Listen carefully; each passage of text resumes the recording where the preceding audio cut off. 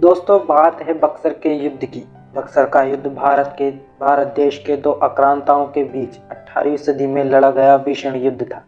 यह युद्ध मुख्यतः भारत पर राज करने के उद्देश्य से आई ब्रिटिश ईस्ट इंडिया कंपनी की अंग्रेजी सेना व भारत पर सदियों से राज कर रहे मुगल आक्रांताओं की सेना के बीच लड़ा गया था। दोस्तों, यदि आप भी बक्सर के युद्ध के बारे में विस्तार से जानना चाहते हैं तो आज हम आपके साथ इस वीडियो में मुगलों व अंग्रेजों के बीच लड़े गए बक्सर के युद्ध का संपूर्ण इतिहास की जानकारी देंगे। लेकिन दोस्तों, हम आगे की जानकारी दें उससे पहले आप हमारे चैनल को सब्सक्राइब जरूर करें और बेल आइकन को दबा दें ताकि हमारी वीडियो आप तक पहले पहुंचे, और अपने दोस्तों में शेयर जरूर करें।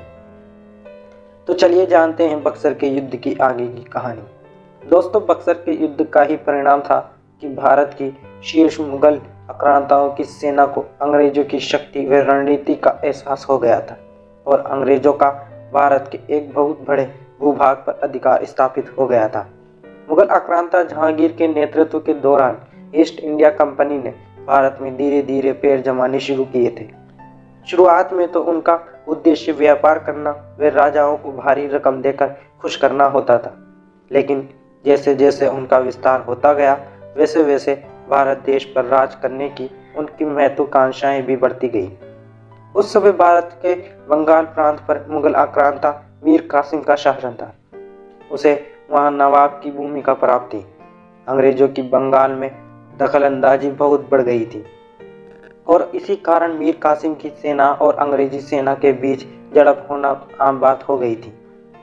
दोस्तों, दरअसल बक्सर का युद्ध कहने को तो 22 अक्टूबर 1764 को लड़ा गया था, लेकिन मीर कासिम और अंग्रेजों के बीच की लड़ाई 1763 से ही शुरू हो गई थी। फिर एक दिन अंग्रेजों के भय से मीर कासिम बंगाल से भागकर अवध चला गया था। बक्सर का युद्ध होने के कई कारण थे। पहला कारण तो ये था कि भारत जैसे समृद्ध देश, जो न केवल सोने, हीरे, आभूषण से धनी था, बल्कि अन्न, मसालों व अन्य बहुमूल्यों से भरा हुआ था। ऐसे देश पर अंग्रेजों की नज़र शुरू से ही थी और वे किसी न किसी तरह से इस मुगल सत्ता को बेदखल कर खुद अधिकार करना चाहते थे।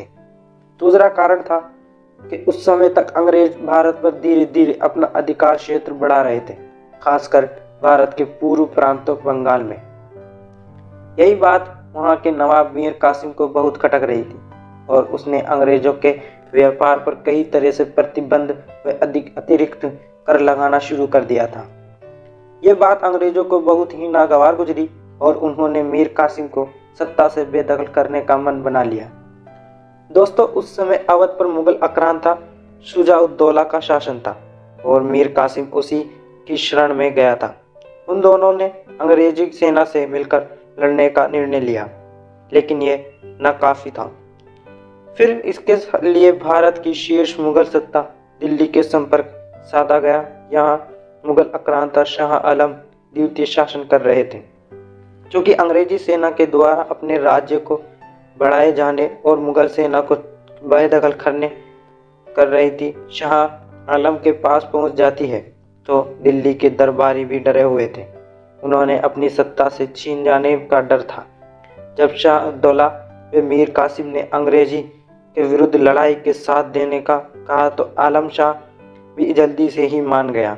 दोस्तों, बंगाल नवाब मीर कासिम, अवध नवाब शुजा-उद-दौला व दिल्ली का शाह आलम द्वितीय के बीच संधि हो गई और तीनों की सेना बिहार के बलिया के 40 किलोमीटर दूर स्थित बक्सर नामक मैदान पर आ खड़ी हुई। दूसरी ओर अंग्रेजी सेना का नेतृत्व हेक्टर मुनरो का था। ये दिन 22 अक्टूबर 1764 का था, जिस दिन एक तरह से भारत की संपूर्ण मुगल सत्ता व अंग्रेजों के बीच प्रभुत्व स्थापित करने का संघर्ष था। चूँकि अंग्रेजों ने रणनीति के तहत काम किया और उन्होंने नवाब शुजा-उद-दौला की सेना में कई उच्च अधिकारियों को धन की लालच देकर अपनी ओर कर लिया था। इसमें से मुगल सेना के फूट पड़ गई। इसके बाद दोनों सेनाओं के बीच एक भीषण युद्ध छिड़ गया और कुछ ही घंटों में अंग्रेजों ने मुगल सेना को धूल चटा दी। यह युद्ध शुरू होने के कुछ घंटों बाद ही समाप्त हो गया था, क्योंकि एक और जिहादी सेना थी तो दूसरी ओर रणनीति के तहत चलने वाली। अंग्रेजी सेना मुगल सेना को हराने के लिए कई रणनीतियों का सहारा लिया, जिसका परिणाम यह रहा कि भारत के शीर्ष सत्ता व अवध नरेश की सेना को साथ लेकर मीर कासिम जीत ना सका। दोस्तों, युद्ध के अंत में मुगल की हार हुई और इसका संदेश दिल्ली में हर व्यक्ति तक पहुंच गया। दिल्ली की सत्ता तक इससे हिल गई। उन्होंने समझ आया कि अब वे दिन दूर नहीं है जब भारत पर अंग्रेजों का आधिपत्य होगा। अंग्रेजों ने भारत की पूर्वी भाग पर पूर्णतः अधिकार कर लिया और वहां पर अपने कठपुतली नवाब बिठा दिए। उन कठपुतली नवाबों को अंग्रेज सरकार हर वर्ष वेतन दिया करती थी और शासन अंग्रेजों का चल ही रहा था। ये वेतन भत्ता भी हर नवाब के बाद काम होता चला गया। 1776 में अंग्रेजों ने नवाबों को ही पूर्णतया खत्म कर दिया और आधिकारिक तौर पर अपना राज्य यानी गवर्नर नियुक्त कर दिया, जो वहां की सत्ता का शीर्ष अधिकारी हुआ करता था।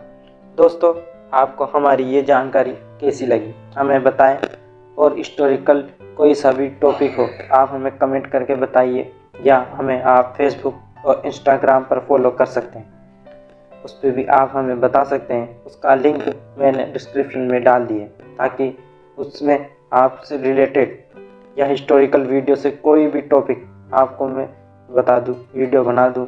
और ऐसी ही हिस्टोरिकल वीडियो पाने के लिए हमारे चैनल को सब्सक्राइब जरूर करें, दोस्तों में शेयर करें। Thank you for watching.